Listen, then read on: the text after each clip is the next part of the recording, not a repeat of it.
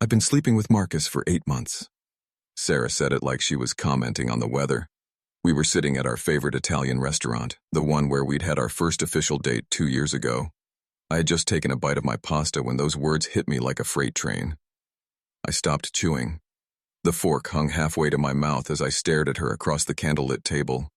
She was cutting her chicken methodically, not even looking at me. "What did you just say?"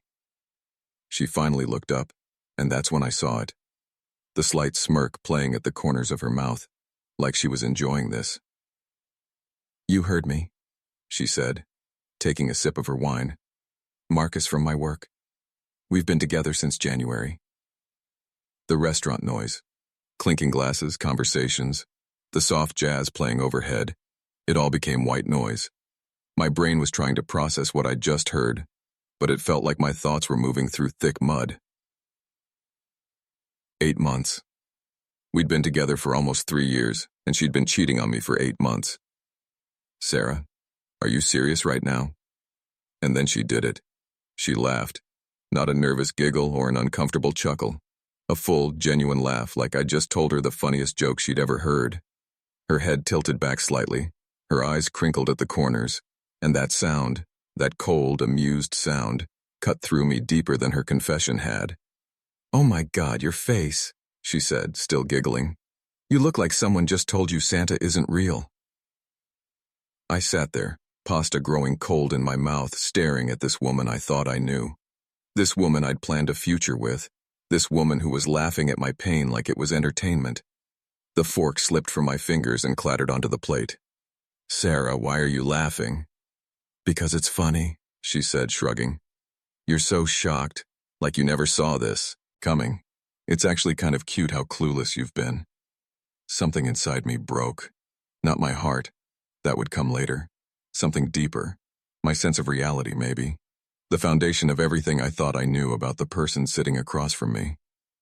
I stood up slowly. My legs felt unsteady, like I was learning to walk again. "Where are you going?" she asked, still wearing that amused expression. I didn't answer. I couldn't. What do you say to someone who just shattered your world and found it hilarious?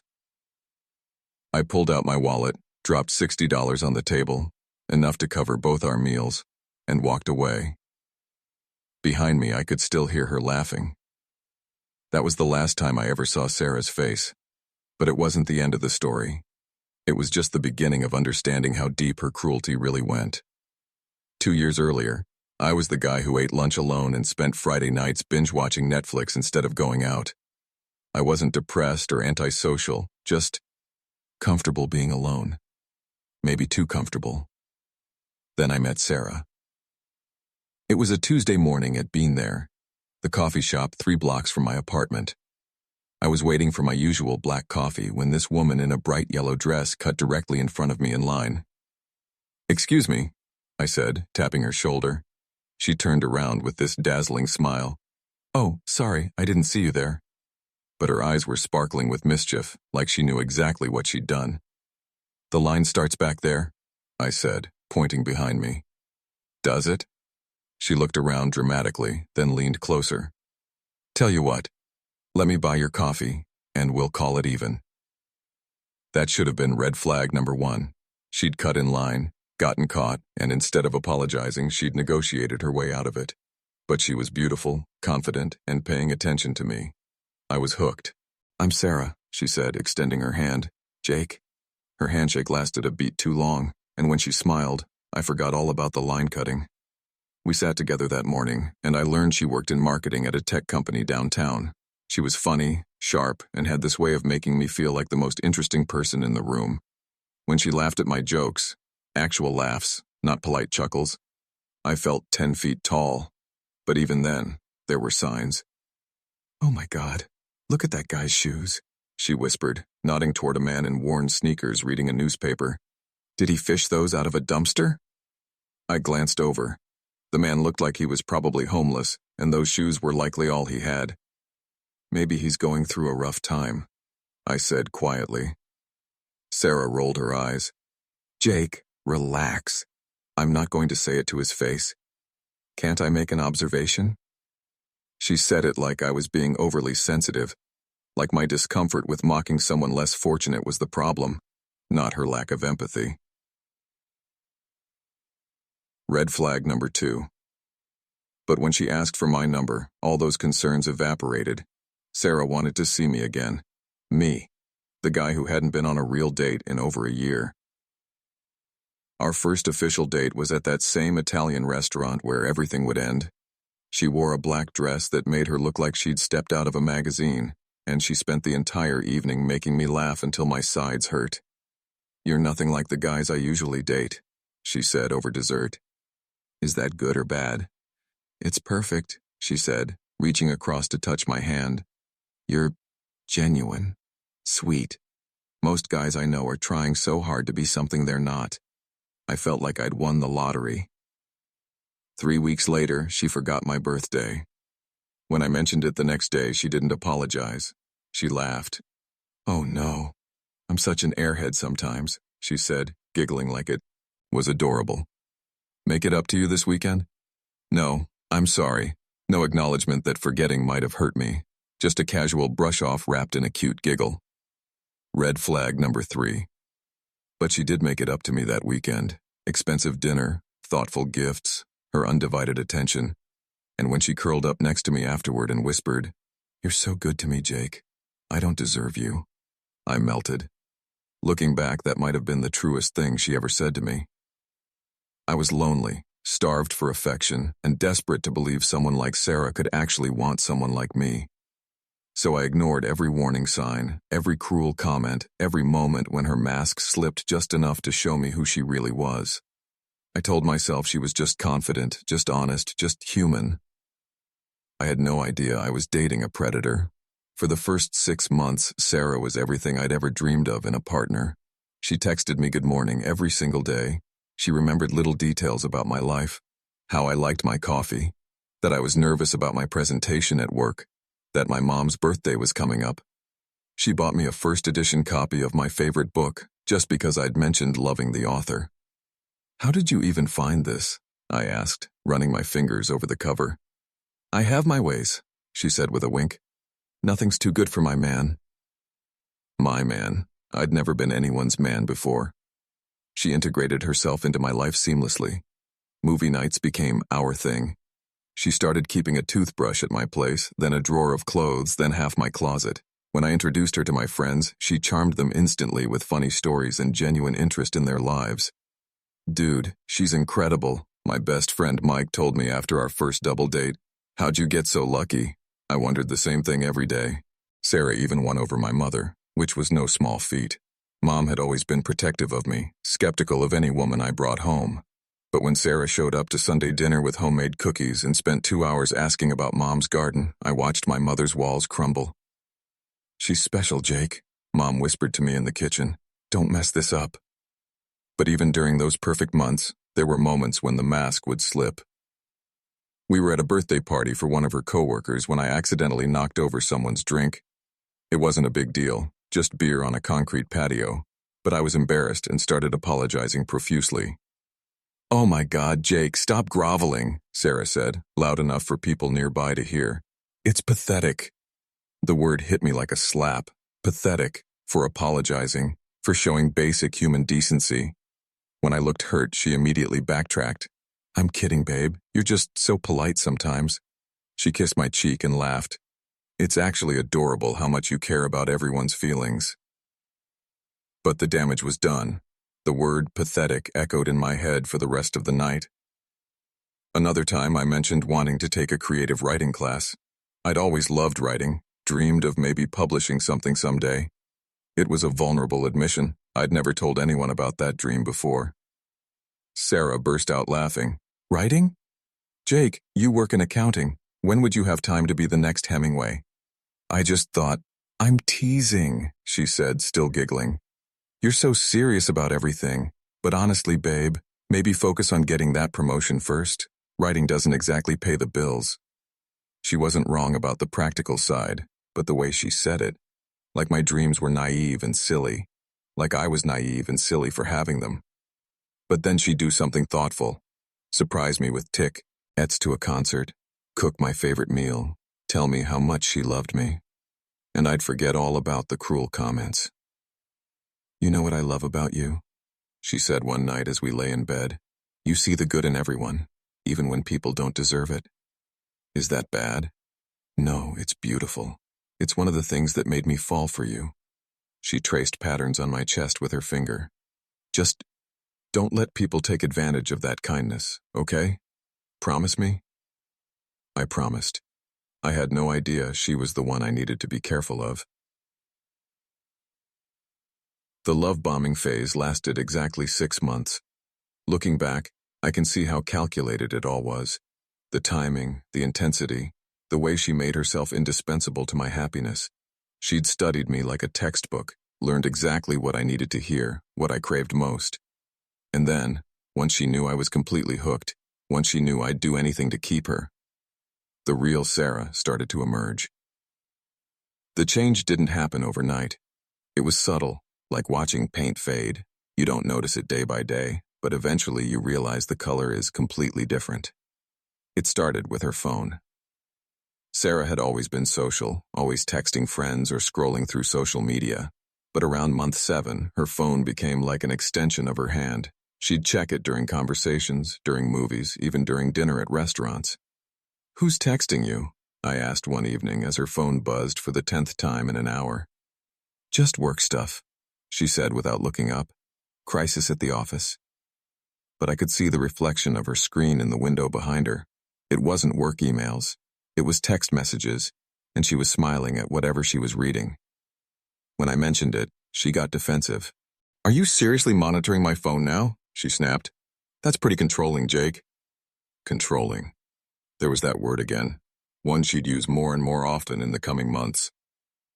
Her work schedule became erratic too. Suddenly, there were late meetings, weekend emergencies, business trips that popped up last minute. When I asked about them, she'd sigh like I was being unreasonable. "It's called having a career, Jake. Some of us are ambitious." The implication was clear. I wasn't ambitious. I was just a boring accountant who didn't understand how the real world worked. Our date nights started disappearing. When I suggested dinner or a movie, she'd say she was too tired, too stressed, too busy. But her social media told a different story. Photos of her out with coworkers, at bars I'd never heard of, always looking happy and energetic. "Why didn't you invite me?" I asked about a work happy hour she'd posted pictures from. "It was just a work thing. You wouldn't have enjoyed it." She didn't even look up from her laptop. Trust me. But the worst part was how she started treating me in public. We were at my friend Tom's housewarming party when she made a joke about how I couldn't even hang a picture straight in front of everyone. People laughed, but it wasn't funny. It was humiliating. She was making me look incompetent in front of my friends. Later, when I told her it had hurt my feelings, she rolled her eyes. "God, Jake, it was a joke. Everyone was laughing. You need to develop a sense of humor about yourself." But it wasn't true. I hung all the pictures in my apartment perfectly fine. "Are you seriously arguing about this? It's called banter. Normal couples do it." Normal couples. Like I was abnormal for not wanting to be mocked in public. My friends started noticing too. Mike pulled me aside at another gathering and asked if everything was okay. "You see, different lately. Stressed." I was stressed. I felt like I was walking on eggshells around Sarah, never knowing what would set her off or what innocent comment she'd twist into an attack on her character. "Things are fine," I lied. "Just work stuff." But things weren't fine. I was losing weight because my stomach was constantly in knots. I was having trouble sleeping because I'd lie awake replaying conversations, trying to figure out what I'd done wrong, how I could be better. Sarah's response to my obvious distress wasn't concern. It was irritation. "You're being so needy lately," she said, when I tried to talk to her about feeling disconnected. "It's honestly kind of a turnoff. Needy, for wanting to spend time with my girlfriend, for wanting her to treat me with basic respect." The gaslighting was so subtle, so consistent, that I started believing maybe I was the problem. Maybe I was too sensitive, too needy, too controlling. Maybe this was what relationships were really like, and I'd just been naive to expect anything different. My self-confidence, which had never been particularly strong to begin with, crumbled completely. I stopped suggesting activities because I was tired of being shot down. I stopped sharing my thoughts and feelings because they always seemed to annoy her. I became a ghost in my own relationship. But I stayed, because the alternative, being alone again, seemed worse than being with someone who treated me like I was invisible. I had no idea how much worse it was about to get. 3 months before that dinner, 3 months before the laugh that ended everything, Sarah gave me a glimpse of just how little I meant to her. It was a Thursday night in March. I'd had a brutal day at work. My biggest client had threatened to pull their account, and I'd spent 12 hours trying to salvage the relationship. All I wanted was to come home, order tea, cout with Sarah, and forget about the day. I found her on the couch, texting and giggling at her phone. "Hey," I said, dropping onto the cushion beside her. "Rough day. Want to order Chinese and watch something mindless?" She didn't look up. "Can't. Going out tonight." "Oh, where?" "Work thing." Still not looking at me. "On a Thursday?" Finally, she glanced over, and her expression was annoyed. "Yes, Jake, on a Thursday. Some of us have social lives that extend beyond takeout and Netflix." The comment stung, but I pushed it down. "Can I come with you?" "No." She turned back to her phone. "It's not that kind of thing." Her phone buzzed with another text, and she smiled at the screen. The kind of smile she used to give me. Warm, genuine, excited. "Who keeps texting you?" I asked. That's when she looked at me with pure disdain, like I'd just asked her to explain quantum physics to a toddler. "Are you serious right now? You're going to interrogate me about my friends?" "I'm not interrogating." "Yes, you are. This is exactly what controlling behavior looks like, Jake. It's honestly kind of scary." Scary. She made me sound like a potential abuser for asking about her evening plans. "I just wanted to spend time with you," I said quietly. "We haven't had a real conversation in weeks." Maybe because every conversation with you lately is you complaining or checking up on me like I'm a teenager. She stood up and grabbed her purse. "I need some space to breathe." She left without kissing me goodbye, without saying when she'd be back, without any acknowledgement that I'd had a terrible day and could have used some support from my girlfriend. I sat alone in my apartment until 2 a.m., watching the door and checking my phone. No texts, no calls, nothing. She came home at 2:47 a.m. I know because I was still awake, staring at the ceiling. "How was your work thing?" I asked when she slipped into bed. "Fine." She turned away from me. "Go to sleep, Jake." The next morning, I found a receipt in her jeans pocket when I was doing laundry.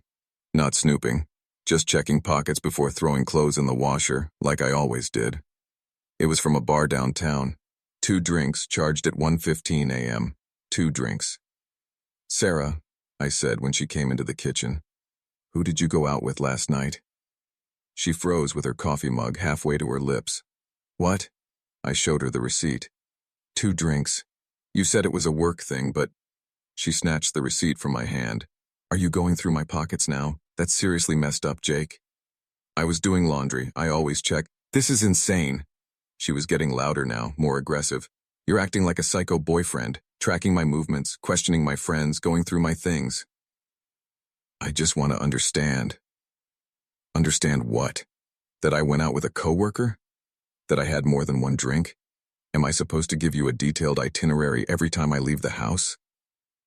The way she was talking to me, like I was crazy, like my concerns were completely unreasonable, made me doubt my own perception of reality. But then she did something that should have been the final straw. She laughed. Not the cruel laugh from the restaurant. This was different. Cold, dismissive, like I was a child throwing a tantrum over something ridiculous. "You know what? This is pathetic, Jake. Really, truly pathetic. I can't even have a normal social life without you turning into some paranoid stalker." Pathetic. Stalker. The words felt like physical blows. "Sarah, I love you, but what? But you want to control me? But you want to isolate me from my friends? Because that's what this sounds like." I almost left that night. I had my keys in my hand, my jacket on. I was going to walk out and not come back.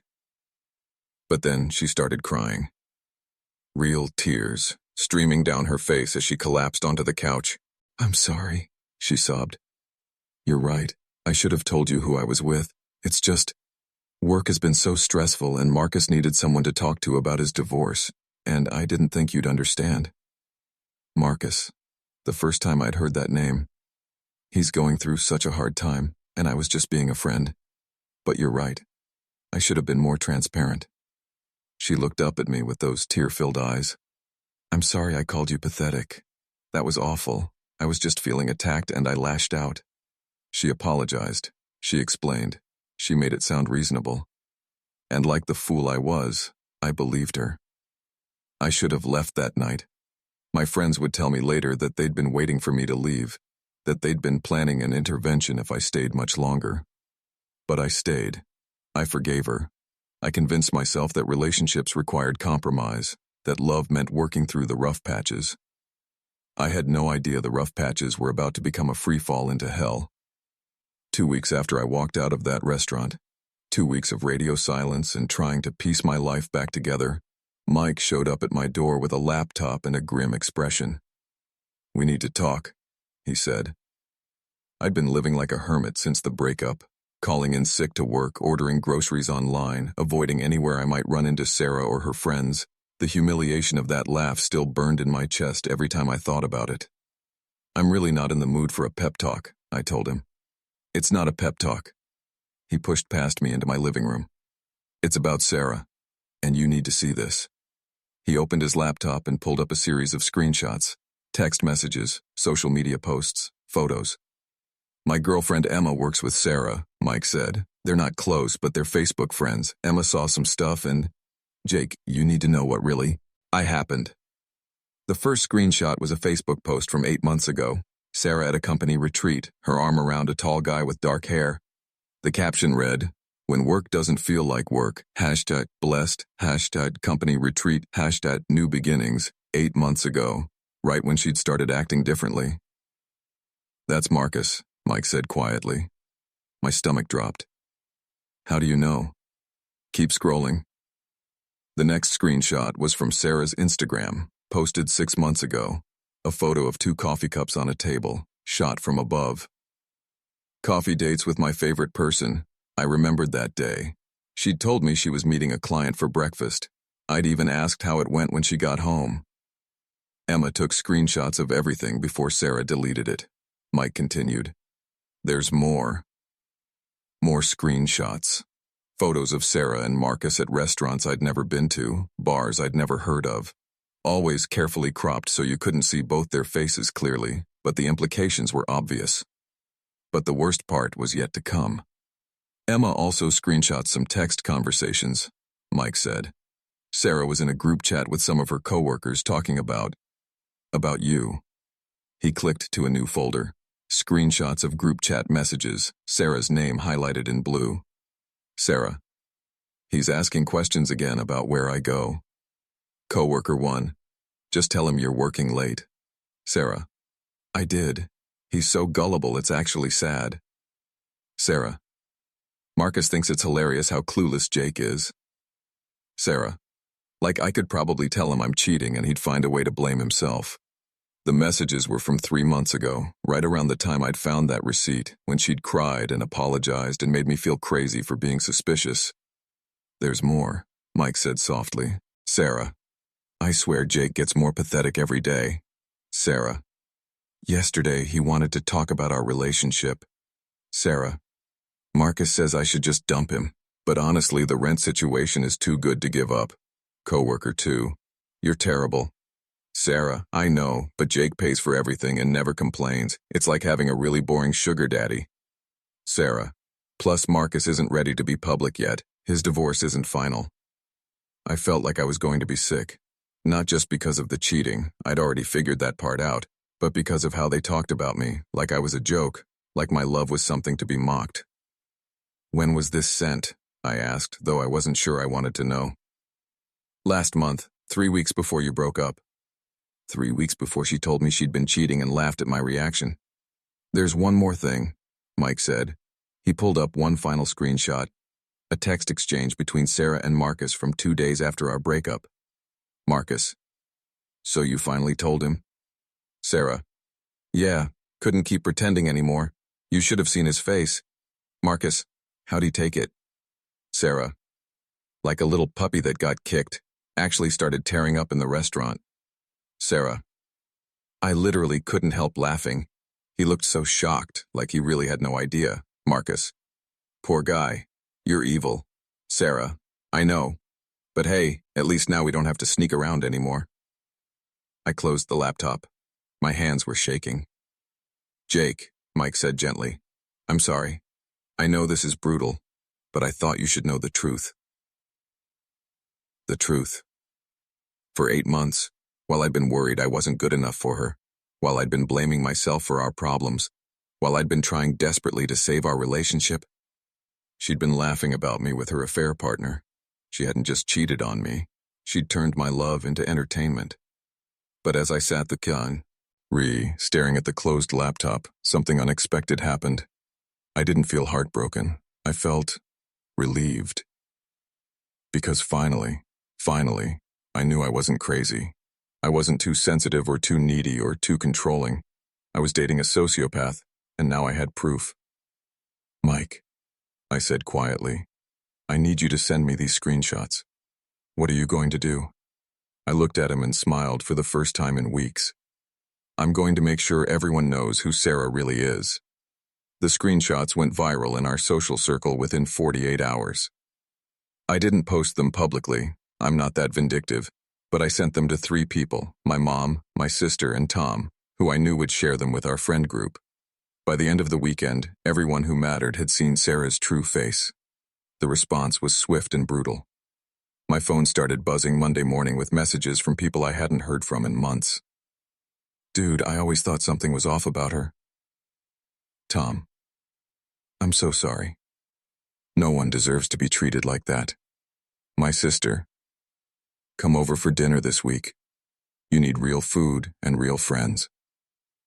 Mike: But the most surprising message came from Sarah's coworker, Emma, Mike's girlfriend. "Jake, I need you to know that most of us at Sarah's work had no idea this was happening. The group chat she was in was only 3 people, her closest friends who thought it was all hilarious. The rest of us are horrified. I'm so sorry this happened to you." It felt good to be believed, to have people validate that what happened to me was wrong, that I hadn't deserved it. Sarah's reaction was predictable. The first text came Tuesday morning. "Jake, we need to talk. There are things you don't understand." I deleted it without responding. Then came the flood. "I know you're angry, but those screenshots are taken out of context. Emma had no right to share private conversations. This is so messed up. Jake, please, I love you. Let me explain." Delete, delete, delete. When texting didn't work, she tried calling. I sent her straight to voicemail. When that didn't work, she showed up at my apartment. I was having dinner with my mom when the doorbell rang. Mom had been coming over every few days since the screenshots revelation, bringing food and making sure I was eating. The maternal instinct kicked in hard when she realized how badly Sarah had treated her son. "Don't answer it," Mom said when we heard Sarah's voice through the door. "Jake, I know you're in there. Your car's in the parking lot." More knocking, more pleading. "I made a mistake, okay? But I never meant for it to go this far. I was going to break up with Marcus." I looked at my mom. She shook her head firmly. "She had 8 months to break up with him," Mom whispered. 8 months to tell you the truth. She only made a mistake because she got caught. Sarah kept knocking for 20 minutes before finally giving up. But she wasn't done. The next day, she tried a different approach. She reached out to our mutual friends, trying to control the narrative. Tom forwarded me her message. "I know Jake is telling everyone I'm this horrible person, but there's another side to this story. He was controlling and jealous, and I felt trapped. Marcus was just a friend who became something more because I wasn't getting what I needed at home. Controlling and jealous. Even after everything, even with the evidence of her cruelty right there in black and white, she was still trying to make me the villain. But our friends were. They ain't buying it.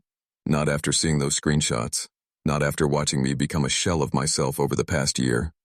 She's delusional if she thinks anyone's going to believe that after what we saw. Tom told me. Jake, you were the most patient, understanding boyfriend I've ever seen, maybe too understanding. The most desperate attempt came a week later. I was at work, finally back to my normal routine, when my assistant buzzed me. Jake, there's a Sarah here to see you. She says it's an emergency. My blood ran cold. Tell her I'm in a meeting. She says she'll wait. Of course she would. I called building security and had them escort her out, but not before she made a scene in the lobby, crying loudly about how I was destroying her reputation and ruining her life. The irony was lost on her completely. That evening, I found a handwritten letter slipped under my apartment door. Jake, I know I've hurt you, and I know sorry isn't enough. But I need you to understand that what Marcus and I had wasn't real. It was just physical, just an escape from the stress at work and the pressure I was feeling in our relationship. You are the one I love. You are the one I want to build a future with. I was scared to tell you about Marcus because I knew it would hurt you, and I couldn't bear the thought of losing you. The things I said in those texts. I was just venting to friends. You know how girls talk. I didn't mean any of it. I was frustrated and saying things I didn't mean. Please give us another chance. I'll do anything to fix this. I'll go to counseling. I'll quit my job. I'll do whatever it takes. I love you. Sarah, I read it twice, then threw it in the trash, because here's what I'd realized in the past 2 weeks. I wasn't heartbroken. I was free. For the first time in months, I was sleeping through the night. I wasn't walking on eggshells or analyzing every conversation for hidden meanings. I wasn't constantly anxious about saying or doing the wrong thing. I felt like myself again. And that version of myself deserved better than someone who would laugh at his pain and call it love. 2 months after the screenshots went public, the universe decided to serve Sarah some poetic justice. I heard about it through Emma, who was still keeping me updated on the fallout at Sarah's workplace. Apparently, Sarah's affair with Marcus had violated several company policies: fraternization between departments, using company resources for personal relationships. They'd been using the company retreat and business trips as cover for their affair, and creating a hostile work environment for other employees who'd been forced to cover for their absences. But the final straw came when Marcus's ex-wife's divorce attorney subpoenaed Sarah's text messages as evidence of the affair. The company's legal team, wanting to avoid any liability, conducted their own investigation. They found everything.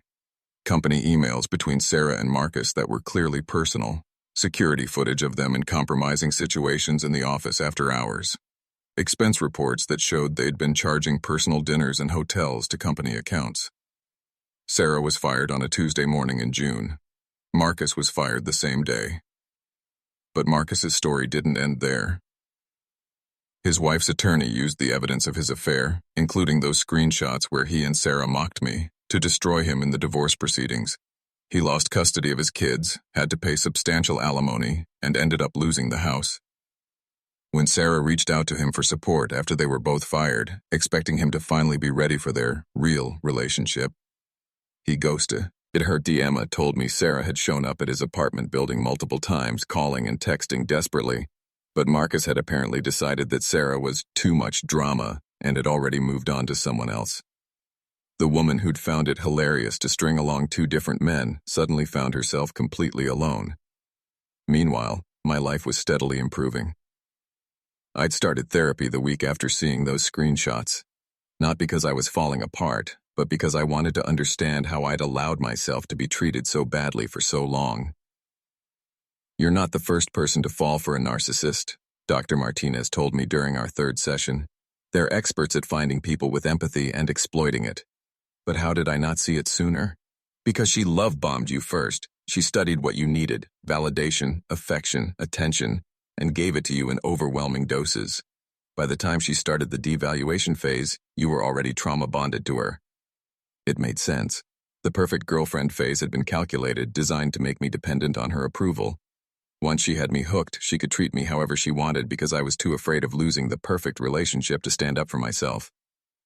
The cruelty wasn't a bug in her system, Dr. Martinez explained. It was a feature. She enjoyed having that power over you. Understanding the psychology helped, but what really healed me was reconnecting with the people Sarah had slowly isolated me from. My friends welcomed me back with open arms. We started having regular game nights again, going to concerts, doing all the things Sarah had found boring or immature. "It's good to have you back, man," Mike said one evening as we played pool at our old hangout. We missed the real Jake. The real Jake. I'd almost forgotten who that was. I started pursuing interests I'd abandoned during the Sarah years. I signed up for that creative writing class she'd mocked. I joined a hiking group. I learned to cook something other than microwave dinners, and slowly, carefully, I started dating again. Her name was Lisa, and she was everything Sarah wasn't, kind without calculation, supportive without expecting something in return. She laughed at my jokes because she found them genuinely funny, not because she was manipulating me. When I told Lisa about Sarah, the whole story, including the screenshots, her reaction wasn't judgment or pity. It was anger on my behalf. "She sounds like a sociopath," Lisa said. "I'm sorry you went through that, but I'm glad you got out when you did." No one had ever been angry on my behalf before. It was a revelation. 6 months after the breakup, I ran into Sarah at a grocery store. She looked diminished, smaller somehow. Her hair was shorter, less styled. She was wearing sweatpants and sneakers, a far cry from the polished image she'd maintained during our relationship. She saw me first and froze in the cereal aisle. "Jake?" "Sarah." We stood there for a moment, awkward and tense.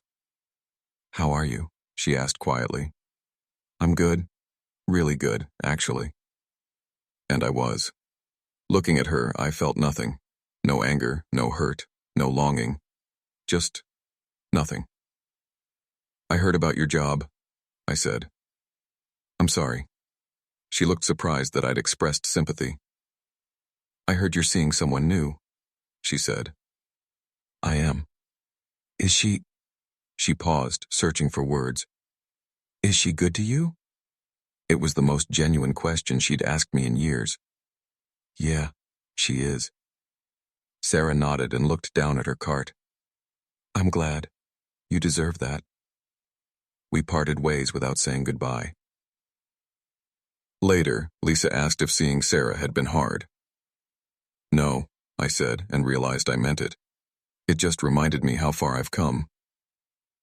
That laugh in the restaurant, the one that had shattered my world, had actually been the best thing Sarah ever did for me, because it was so cruel, so obviously wrong, that even I couldn't rationalize it away. It forced me to see the truth, and the truth had set me free. 6 months after that dinner, I barely recognized the person I used to be. I was sitting across from Lisa at a different Italian restaurant, one with no painful memories attached, when she asked me something that made me stop mid-bite. "Do you ever wonder who you'd be if you'd never met Sarah?" It was a Tuesday evening in October. We'd been dating for 3 months, and every day with Lisa felt like discovering what a healthy relationship actually looked like. "What do you mean?" I asked. "I mean, you're so aware now, of boundaries, of red flags, of your own worth. Would you have learned those things without going through all that?" I set down my fork and really thought about it. The old Jake, the one who'd met Sarah 2 years ago, had been naive in ways I was only now understanding. I'd thought love meant accepting whatever treatment someone gave you. I'd believed that asking for respect was needy, and that standing up for myself was controlling. "I don't think I would have," I admitted. "I think I would have just settled for whoever would have me." Lisa reached across and took my hand. "Well, I'm grateful for who you are now, even if the journey to get here was brutal. That's the thing about surviving a narcissist. It changes your entire framework for relationships, not in a cynical way, but in a self-protective one. I knew what love bombing looked like now. I knew the difference between someone being charmed by me versus someone studying me for weaknesses. I knew that a partner who truly cared about me wouldn't mock my dreams or laugh at my pain. Most importantly, I knew my own worth. Dr. Martinez and I had spent months unpacking why I'd been such an easy target for Sarah. It came down to a few key factors. I'd been lonely, I'd had low self-esteem, and I'd never learned what healthy boundaries looked like. "Narcissists are like emotional vampires," she'd explained. "They can sense people who are willing to give more than they receive. You were a perfect supply source, empathetic, forgiving, always willing to blame yourself instead of holding them accountable. But therapy wasn't just about understanding what went wrong. It was about building something better." I learned to trust my instincts. When something felt off in a situation, I didn't immediately assume I was being too sensitive. I paid attention to that feeling and investigated it. I learned to communicate my needs clearly. Instead of hoping someone would magically understand what I wanted, I practiced saying things like, "I need more quality time together," or, "That comment hurt my feelings, and I'd like to talk about it." Most importantly, I learned that I deserved to be treated well, not as a reward for perfect behavior, but as a baseline expectation. With Lisa, I got to practice all these new skills in a safe environment. When she was late to our second date, I didn't spiral into anxiety wondering what I'd done wrong. I simply asked if everything was okay, and she apologized and explained that traffic had been worse than expected. When she mentioned an ex-boyfriend during conversation, I didn't feel threatened or inadequate. I listened to her story and appreciated that she felt comfortable sharing her history with me. When we had our first disagreement about which movie to see, we talked through it like adults. No one got defensive, no one called anyone names, and we found a compromise we both felt good about. It was revolutionary. "This is what normal feels like," I told Mike overseas, offie one Saturday morning. "What do you mean?" "Being with someone who actually likes me, who doesn't see my feelings as inconveniences or my needs as weaknesses. It's so easy." Mike grinned. "That's what I tried to tell you about Sarah, man. Relationships shouldn't be that hard." He was right. With Sarah, every day had felt like a test. I might fail. With Lisa, every day felt like a gift we were sharing. The old me would have been terrified of messing up this good thing. The new me just enjoyed it, secure in the knowledge that if Lisa decided I wasn't right for her, it wouldn't be because I was fundamentally unworthy of love. 3 weeks ago, I got a text from an unknown number. "Jake, this is Sarah. I know you probably don't want to hear from me, but I've been in therapy and working on myself. I want to apologize for everything I put you through. You didn't deserve any of it. I hope you're happy." I showed the text to Lisa. "Are you going to respond?" she asked. I thought about it for a moment, then deleted the message. "No," I said. "That apology is for her healing process, not mine. I've already moved on." And I had. Completely. Sometimes I think about that laugh in the restaurant, and I'm actually grateful for it, because it was so obviously cruel, so undeniably wrong, that it shattered the illusion I'd been living under. If Sarah had been smarter, if she'd been more subtle about her manipulation, I might have stayed for years. I might have married her. I might have spent decades wondering why I always felt so small and worthless. Instead, her cruelty set me free.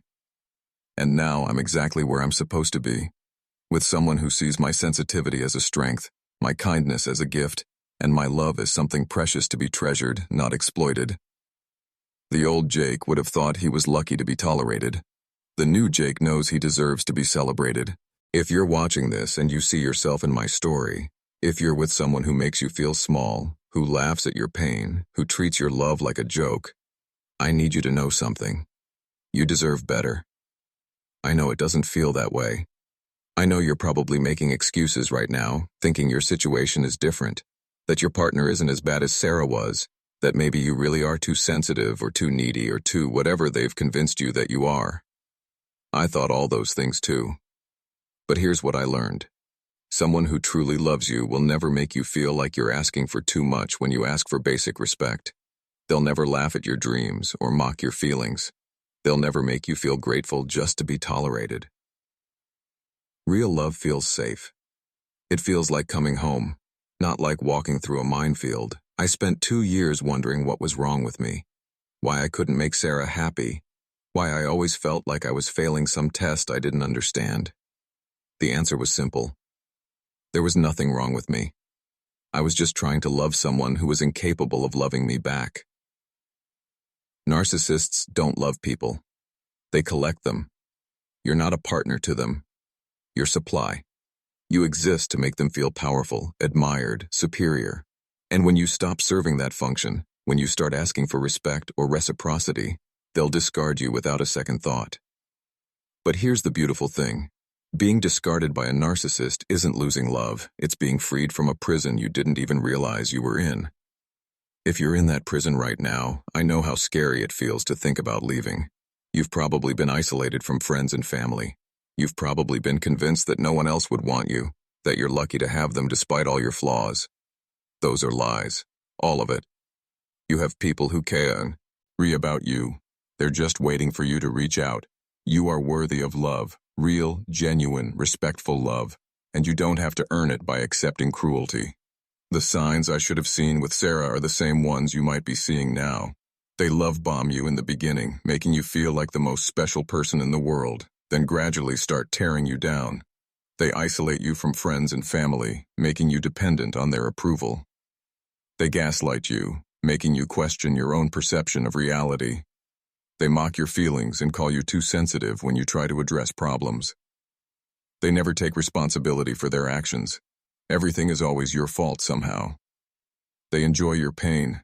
This one's the hardest to accept, but it's crucial. They actually get pleasure from seeing you hurt.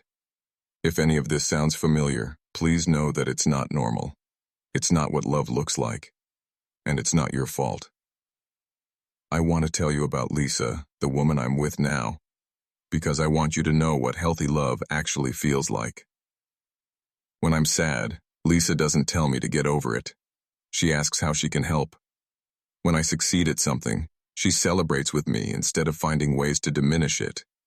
When we disagree, we talk it through like teammates working toward a solution, not enemies trying to win. She's never once called me pathetic or needy or controlling. She's never laughed at my dreams or made me feel grateful just for her attention. This is what you deserve. This is what's waiting for you on the other side of that toxic relationship. But you have to take the first step. You have to stop accepting breadcrumbs and start demanding the full meal. If you're not ready to leave yet, I understand. It took me almost 2 years to get to that point. But please start documenting what's happening. Keep a journal of the cruel comments, the gaslighting, the moments when you feel like you're losing your mind. You'll need those reminders later when they try to convince you it wasn't that bad.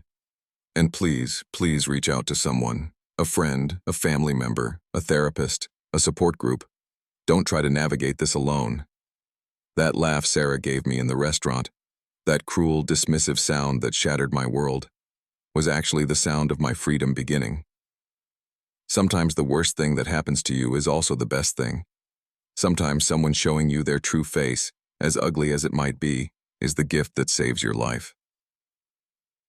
I know it doesn't feel like a gift when you're in the middle of it, but trust me, on the other side of that pain is a version of yourself you never knew existed, a version that knows their worth, that demands respect, that would never, ever accept being laughed at for loving someone. That version of you is waiting. All you have to do is walk toward them. And if you need someone to tell you that you can do it, that you're strong enough, that you deserve better, consider this me telling you exactly that. You can do it. You are strong enough. You deserve so much better.